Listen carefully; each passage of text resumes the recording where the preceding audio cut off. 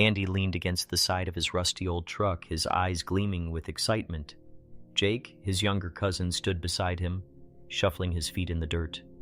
Let's start this night off right, Andy said with a grin, pulling a bottle of brandy from under the seat.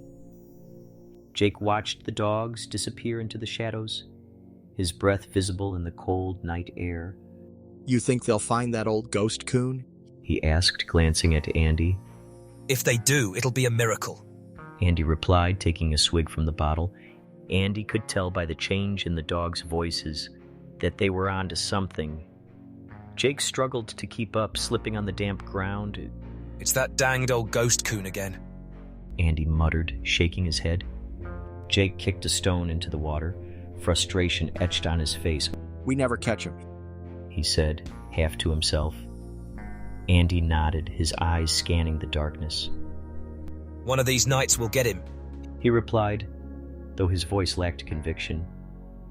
Andy sighed, a mixture of relief and disappointment washing over him.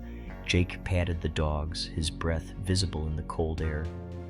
Let's call it a night, Andy said, turning back toward the truck.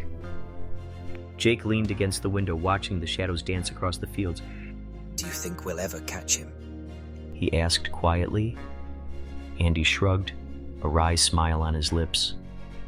Maybe, but until then, we'll keep trying, he replied, the promise of another hunt already taking shape in his mind.